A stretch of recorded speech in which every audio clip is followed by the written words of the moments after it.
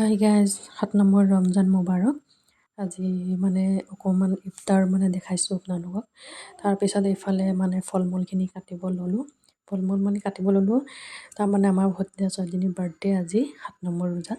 তাৰপিছত তাই এইফালে মানে কেক কটাত মানে ইমানে মানে ভাল পায়। তাৰপিছত আমি এইফালে আহি গ'লোঁ ইফতাৰ কৰিবলৈ। ইফতাৰ কৰি গৈ আমি দেখি কেকখিনি মানে ল'ৰা ছোৱালীখিনি মতাই আনি কটাই ল'লোঁ। তাৰপিছত তাই দুটা কেক দুজনী পেহীয়েকে দিছে আৰু এটা কেক আছে মানে এইটো ডাঙৰটো কাটি লৈছে। তাৰপিছত আহি গ'ল ইফালে আকৌ সৰু কেক এটা, সেইটোও মানে কাটিব। দুজনী পেহীয়েকে দুটা ফ্ৰক দিছে, তাই চেঞ্জ কৰি মানে কাটিব লৈছে সেইটো। তাৰপিছত এইফালে আমাৰ ঘৰৰ মানুহখিনি বহি আছে। বিশেষ মানুহ মতা নাই যিহেতু ৰমজান মাহ, সেইকাৰণে মানুহ ইমান মতা নাই।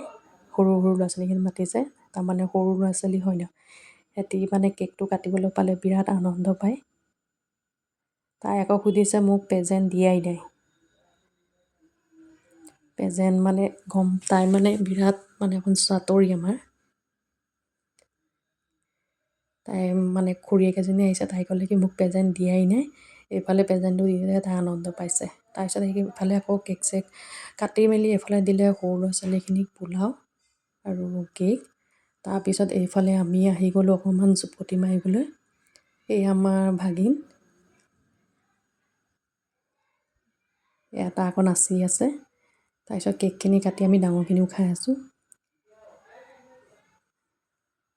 তাৰপিছত এইফালে আহি গ'ল আকৌ শাল মাছ এটা আনিলে দৰিকাৰ 3 কেজি ওজনৰ। আজিলৈ ইমানে, বাই।